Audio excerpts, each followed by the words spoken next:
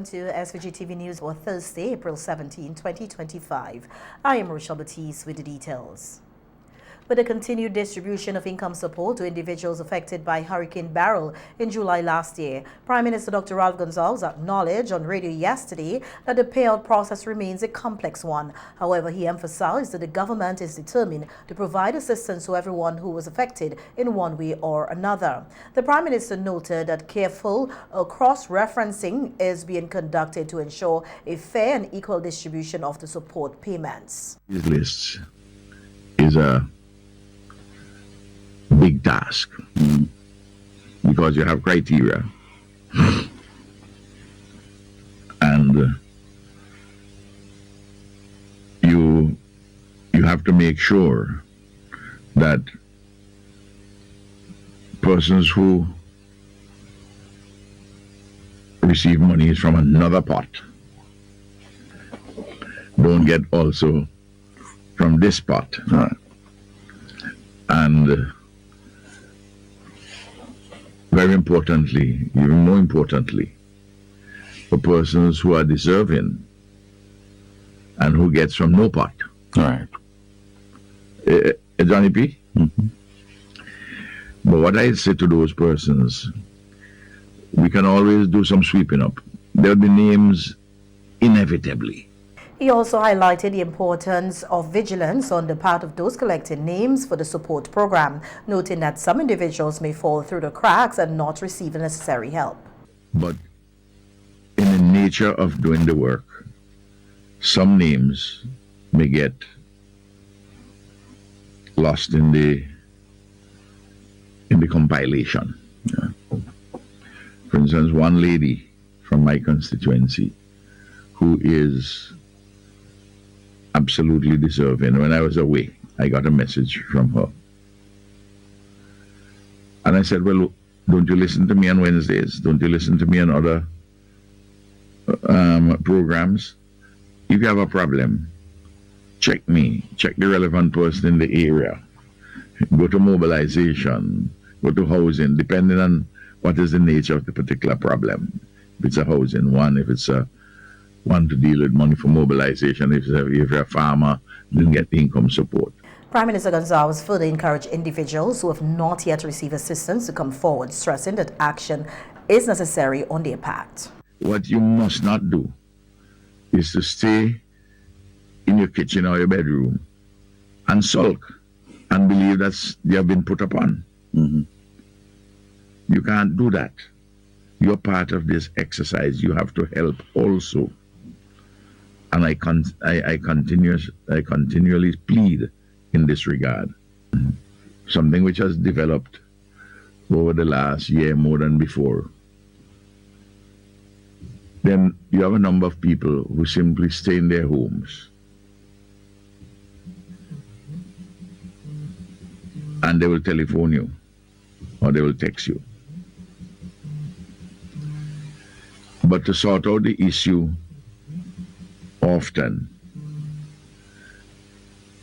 you need to do one or two other things, and you may need to bring in a document or something of the sort.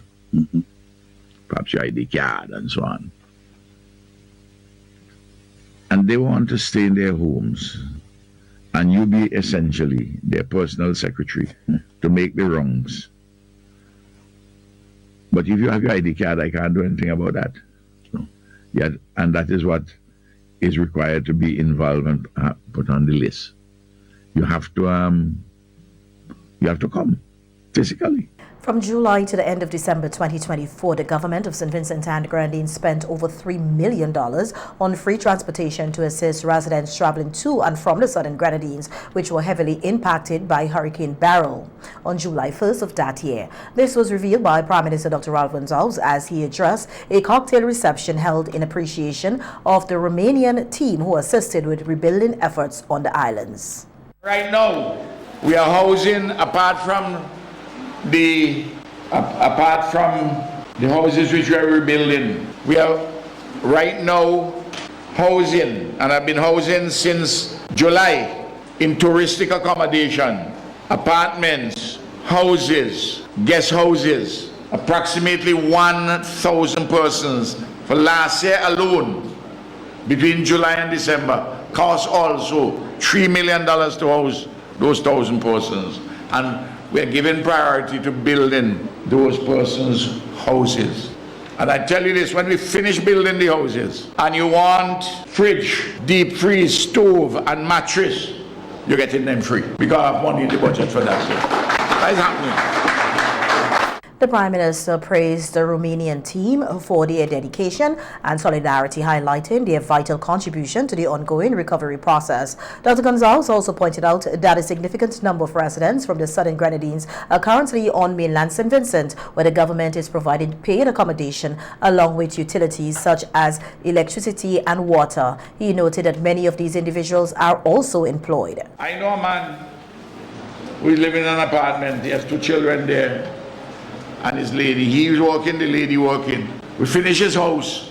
He don't want to go back yet. But I understand. You have to get accustomed because they were traumatized by the hurricane. I understand.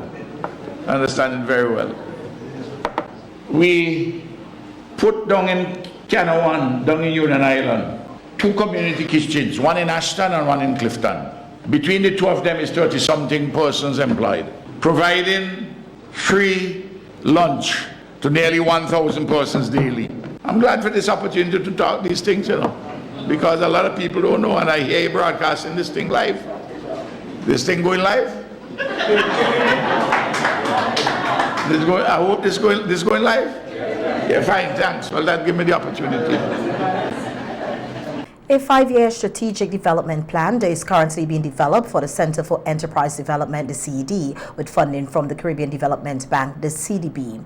According to Operations Officer of MSME Private Sector Division at the CDB, Alison Francis, the plan is not intended to be just another document for sharing, but a practical tool aimed at building the capacity of the CED to drive private sector development and to strengthen key business support organizations. We've always said that private sector, and we always know that private sector is the engine of growth in any economy. And for the private sector to thrive, we need to ensure that they have proper support. And so it is important for us to work with entities such as the Center for Enterprise Development to build their capacity so that they can then reach out to our entrepreneurs, they can build entrepreneurship, they can build the capacity of the private sector here in St. Vincent and the Grenadines. So as indicated as well by Lisa, this is not a new engagement by the Caribbean Development Bank. As a bank of the region, we have been working with St. Vincent as a trusted partner over many years. And part of our country engagement strategy, which looks at, the narrow export base. And as alluded by both speakers before me, we have some challenging times now in the international global trade arena. And so we need to look at our export base, we need to look at where we are exporting, what we are exporting, and more importantly, before you can export, we need to look at your inputs, your structure. Because if you are going to face the challenges of increased tariffs and face the challenges of increased competition, you need to ensure you are more competitive. So we are seeking to build the competitiveness of the private sector, new enterprises, as we seek to engage in new areas. And what is more fitting than to work with an entity as CED to build that capacity internally and to work with you in terms of what that 5-year strategy can look like, so that we can help to foster, MSMEs as the vital drivers, as I said, for economic development, for diversification in the country of St. Vincent and the Grenadines. Francis emphasized that the strategy will position the CED to become a more dynamic and responsive institution in support of entrepreneurship and economic growth. She said the project is expected to enhance private sector growth and performance through targeted capacity building. This will enable the CED to better engage with micro, small, and medium enterprises, or MSMEs, in St. Vincent and the Grenadines, helping them to improve their productivity and competitiveness. Looking at development of specific sector strategies, sector policies, and even projects that could attract investment, because importantly we also know that we need to look at investment, and investment not necessarily from foreign direct investment, but even internally building the capacity, empowering the private sector to invest in themselves here in St. Vincent and the Grenadines and the region. We also need to look at the regulatory framework, because you can operate and operate only so well. If you have a proper framework of which to engage, you can better trade internally, you can better trade regionally and internationally. So look at the regulatory framework for your operations. We also would look at the use of technology, innovation. We talk about innovate, transform, and to thrive. So how do we utilize better technology? So improving or efficient ways of utilizing technology, look at our financial resources, not just from an entrepreneur standpoint, but also here from the CED, because you recall it's a strategic plan for CED. And we believe if we can strengthen CED, then by extension, we can strengthen the MSME sector here in St. Vincent and the Grenadines. So going into a little bit more details, the project would be done over 2 separate components, which will delve into some granular issues that will look at the structure of the Center for Enterprise Development. So we'll do a full review and analysis. And so all stakeholders are important to give your feedback as to what works, what does not work, your recommendation on what can make it work even better. The CDB Operations Officer for the Private Sector Division also indicated that the initiative would involve a comprehensive review and analysis of the CD's operations, incorporating qualitative surveys to assess needs, gaps, and opportunities. I'm appealing to all persons here and tell other persons to please respond to the surveys so that we can have a meaningful strategy. You know, so we look at the internal structure, the governance, management systems, as I said, strengths, weaknesses, assess the organization's capacity to achieve what we want out of the strategic goal, to achieve the economic development that we see for St. Vincent and the Grenadines.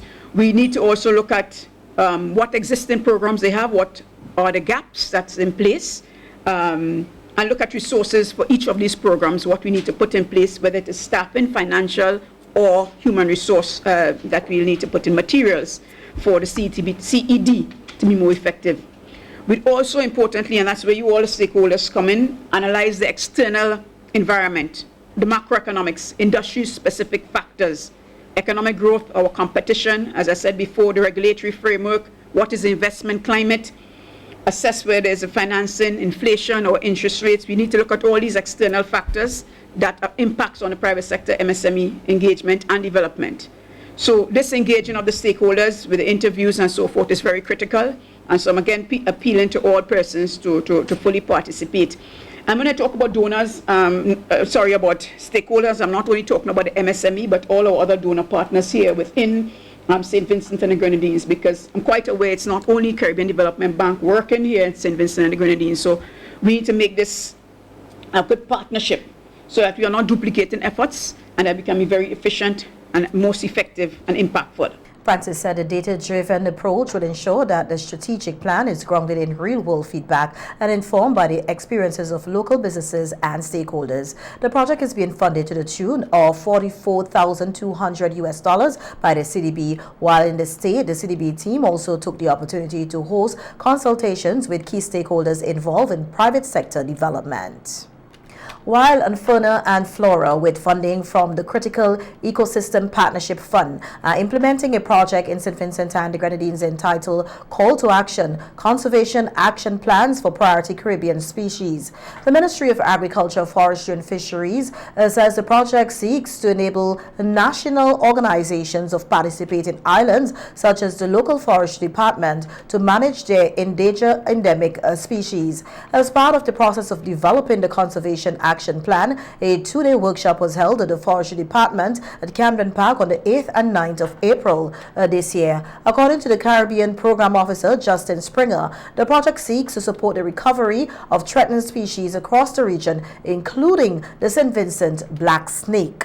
This is part of a project which is called the Call to Action for Priority Caribbean Species Project, which is implemented across 5 islands in the Caribbean. And this project basically seeks to support the recovery of threatened species across the region. Now, we know that the Caribbean is a beautiful place. It's a biodiversity hotspot with many species that are only found here within the region. But unfortunately, many of them are threatened or they're endangered.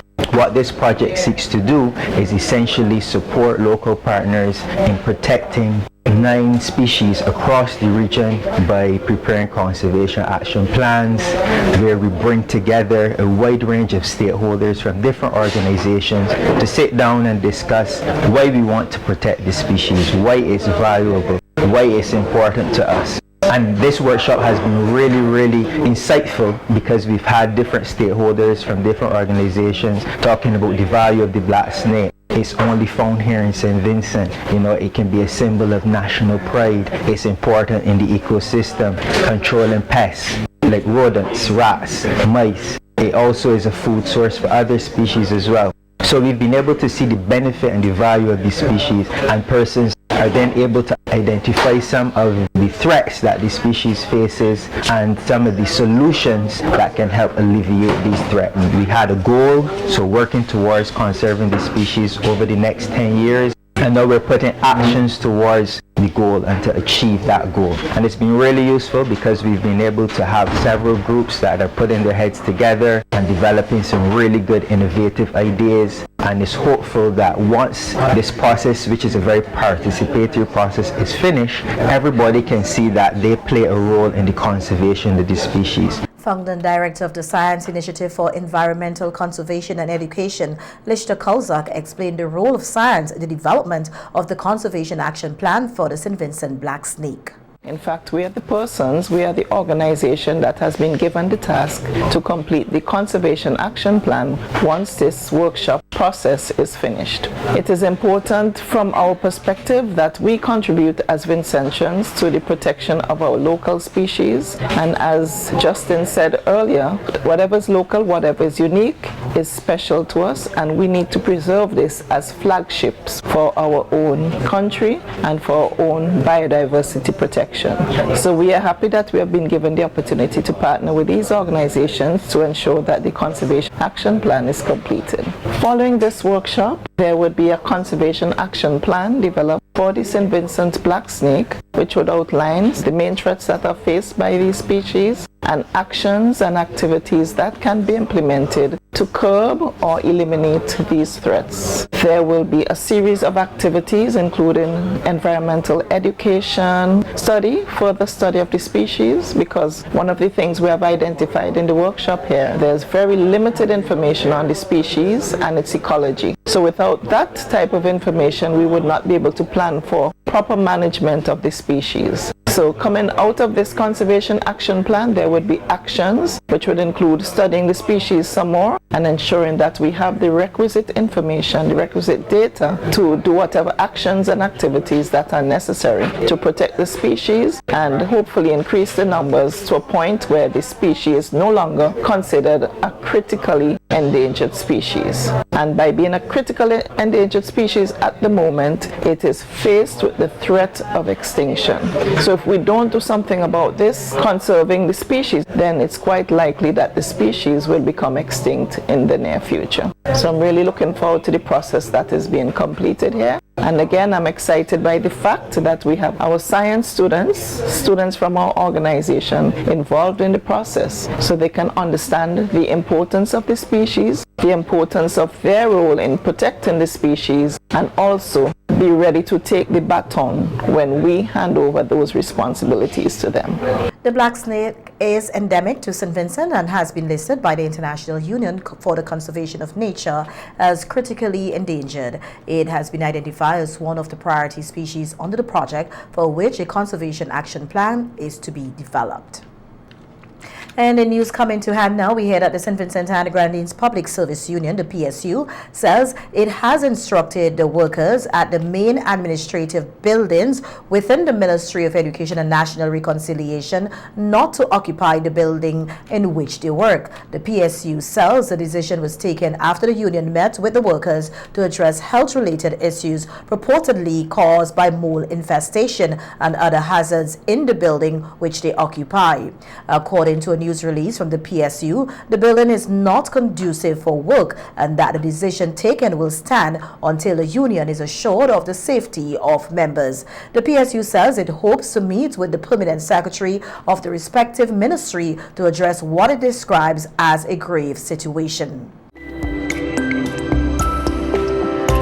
We here that the Royal St. Vincent and Grenadines Police Force, the SVG-TV, is investigating the circumstances surrounding the death of Cuthbert Young, a 48-year-old security guard who resided in Rosal Sandhill. A news release from the SVG-TV says police received a report around 6:10 a.m. today, Thursday, April 17, 2025, that a body had been discovered on the compound of a 3-story building. Young, who resided at the property, was later confirmed dead by a district medical officer.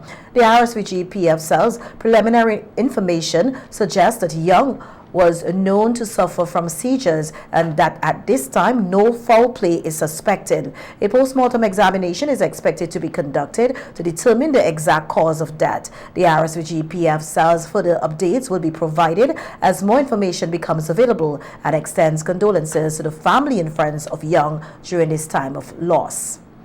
Meanwhile, news coming to hand is that a man was shot and killed this evening in Diamond. The circumstances surrounding the shooting incident is not clear at this time. SVGTV News will bring you more as further information comes to hand. And the SVG Police Force informed the public today that Michael Richards, also known as Boxer, a 26-year-old laborer of Glen who was shot during an incident on April 1st, 2025, has died.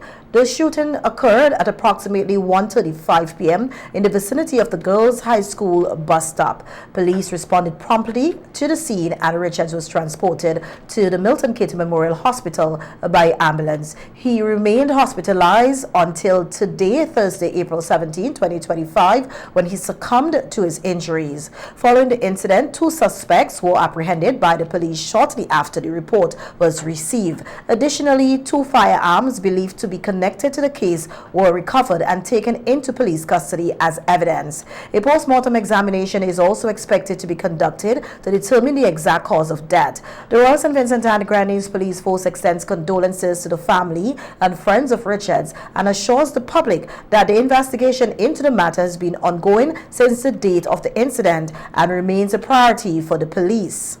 The police are urging anyone with information that may assist in this and other investigations to come forward, pointed out that your cooperation is crucial in bringing the perpetrators to justice and ensuring the safety of the nation's citizens, residents, and visitors. In more police news now, we hear that truckers across St. Vincent and the Grenadines have until the end of this month to ensure their vehicle meet the required standards and are operating in compliance with the nation's traffic laws. This reminder comes from Assistant Superintendent of Police Panel Brown, who was speaking on the Cop Chat program on WFM earlier today. The truck drivers,